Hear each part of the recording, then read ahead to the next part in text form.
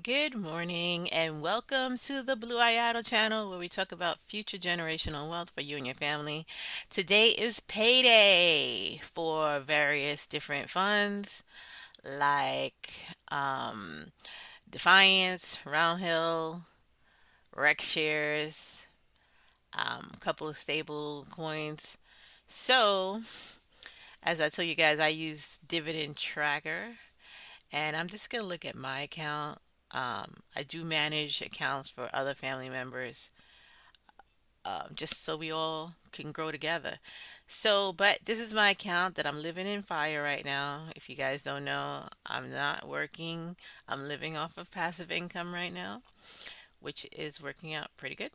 So, this week, which is the last week of November, again, I told you guys because Thanksgiving, Yieldmax is not going to pay today on Friday. It's going to pay on Monday, but I still included it in my calculations. But Dividend Tracker does not do that because, they're very strict. They know that it's not paying at the end of the month, so they did not include it. So, what's going to pay is all of these different securities that I happen to own. This is regular stock, so it's not an ETF. It's just something I happen to buy, so it's paying too. It's not that high, so it's not that much money. But anyway, these are the main ones that's gonna pay out this week, which is only $1.77. But for my own personal spreadsheet, because you never know, you like to look at stuff yourself, you can always do it really quickly with an Excel spreadsheet, like I did. And so I included the Yieldmax ones, which is going to be Tesla. I own 535 shares of Tesla. I own 515. I bought 20 more because, I saw how much they were paying, 100%. So I said, let me get some more. So I bought 20 more on declaration date.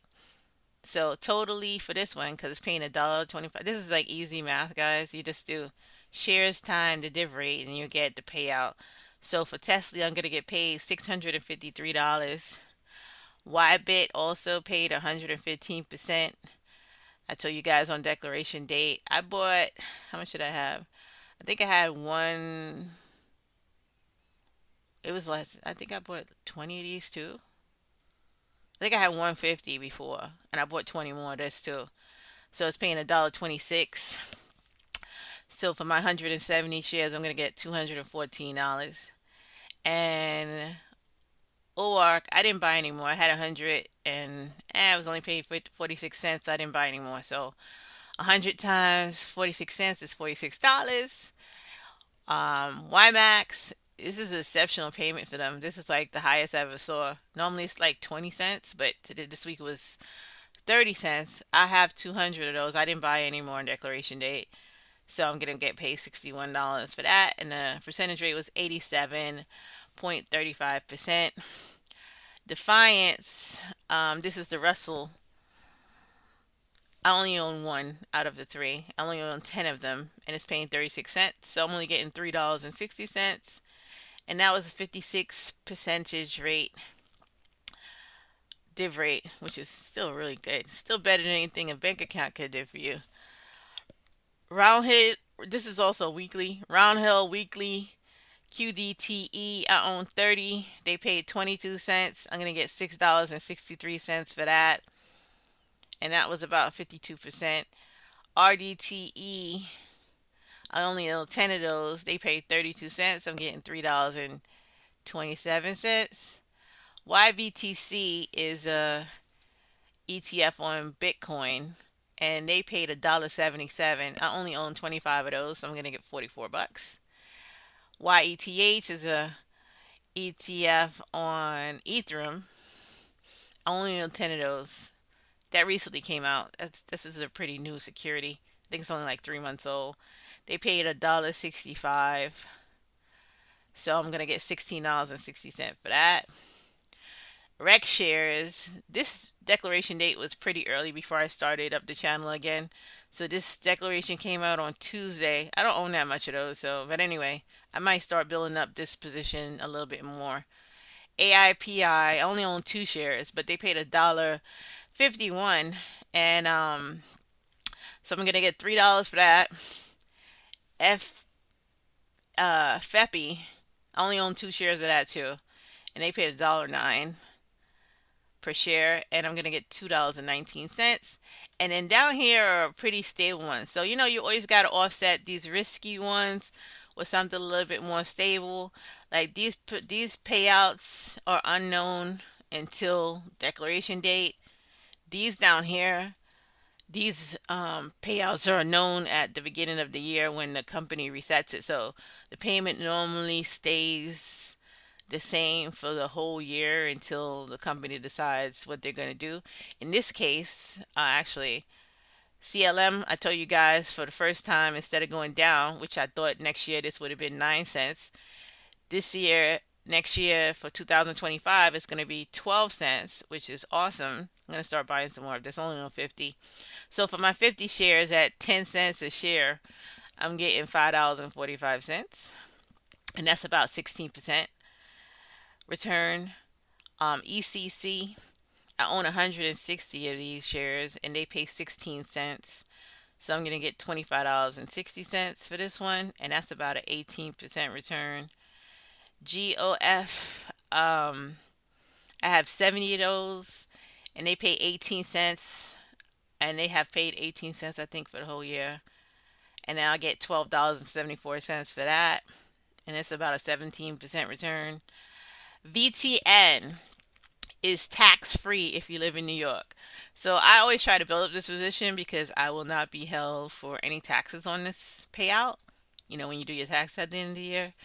So I'm steadily trying to build this up. And this was a big jump. This used to pay about 3 cents in June, and it jumped up to 6 cents. So I was happy about that. So that's pretty good for this one. Again, this is just tax free if you live in New York, so it's not for everybody. Um, and good. Only own 10 of those, and it pays 10 cents. I was trying to get into this position, but it kept going up, so I felt like I really got in at a good price. But I'll probably buy more of this. It's six. It's about 7%. So it was a higher percentage because I got it at a really low price, but now it's like $17 a share. I think it's $17 for 10 cents is not looking so great. That's why I didn't buy anymore. So I only got 10 and I'm getting paid $1. So altogether for this week, I should make about $1,100. I might transfer 900 and then reinvest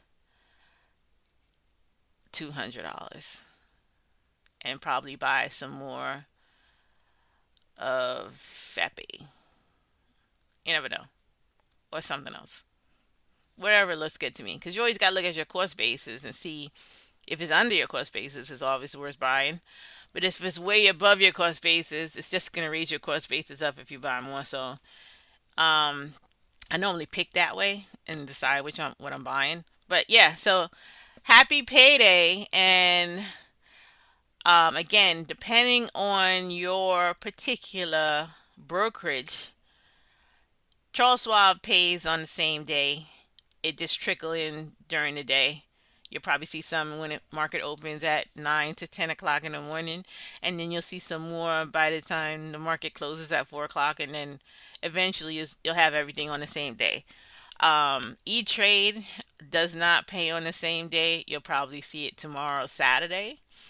JP Morgan pays the same day, and Fidelity, I think it's about the same as Charles Schwab. Pay some during the day, but eventually you'll get everything in the same day. And then some other brokerage accounts, which I don't use. I don't use those four. You may get paid even after a day. Some of them are really slow for their dividend payouts, but eventually you do get it. So I like to see and do my own spreadsheet so I know what's coming. I don't like other people to figure out my own money, so I just, make sure everything hits like it's supposed to in the different accounts that it's supposed to, and all the accounts that I'm managing, I make sure that it hits where it's supposed to be. So anyway, upcoming next would be Group B, and they should be declaring on December 4th, and they should be paying you on December 6th. So I see you back on declaration date for Group B, which is December 4th. Have a good day, guys, and don't forget to hit like and subscribe.